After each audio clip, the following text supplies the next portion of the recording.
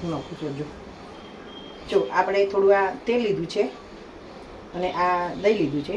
જેવું ઘરમાં ખાવાનું હોય એ રીતના બનાવવાનું. એને હજી કાંઈ જો પછી છે ને આ તેલ આવી ગયું છે, એમાં એક લવિંગ નાખ્યું, હજી કાંઈ આ તજ નાખ્યું, આ થોડી રહી નાખીને આપણે જોઈશું તો વઘાર આવી ગયો છે કે નહીં.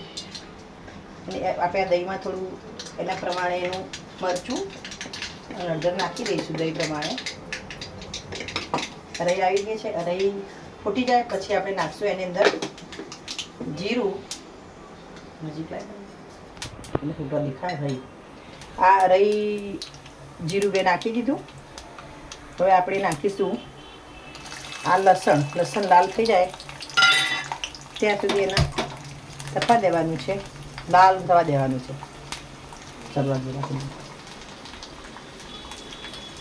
એ લાલ થઈ જાય ને પછી એની અંદર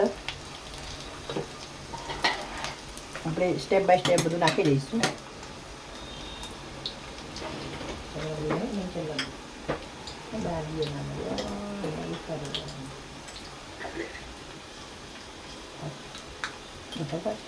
એક બાદિયાનો કટકો નાખીશું આપણે.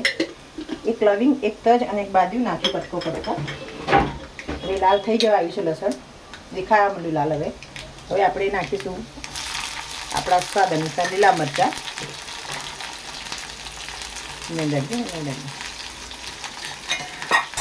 હવે એ મરચાં થોડા ચડી જાય એમાં પછી આપણે આ દહીં નાખવાનું નથી. દહીં નાખતી વખતે તો વઘાર કઢાઈ નીચે ઉતારી દેવાની છે આપણે. જો આ મરચાં ચડી ગયા દેખાઈ આવે છે, થોડા આમ ઝીણા થઈ જાય એટલે. હવે આ નાખ્યું આપણે. હવે ગેસનો આંચ બંધ કરી દેવાનું છે. પછી જો આ રીતના આપણે એને નીચે ઉતાર્યું, થોડું સ્લાઇડ ઠંડુ થવા દેવાનું છે. કારણ કે દહીં ગરમમાં બહુ વેડીએ ને તો પેલું થાય.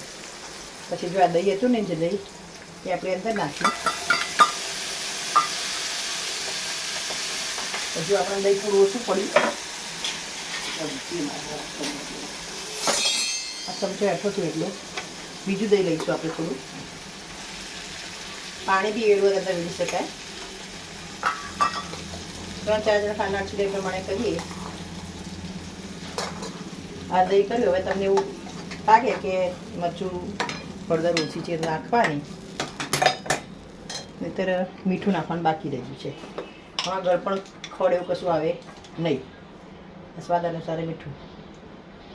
3-4 જણા ખાનારા છીએ તો આટલું ચાલી જશે. આને ગેસ ઉપર મૂકવાનું નથી. ને કાઠિયાવાડી લોકો આને કદાચ દહીંથી ખારી કહે છે. મારું બુડો. હવે જો આપણે આ અસલ ટેસ્ટીદાર થઈ ગયું છે. હવે આપણે આને ખીચડીમાં, રોટલામાં, રોટલીમાં જેમ ભાવે એમ થઈ ગયું. એના માટે જો જોઈ દહીંથી ખારી, મસ્ત દહીંથી ખારી થઈ ગઈ છે, ચટપટી. ને આપણે હવે ખીચડીમાં ખાઈ લઈશું. મારું ના ઉતાર, મારું ઉતાર. જો હવે આ દહીંથી ખારી અને ખીચડી સાદી અને રોટલો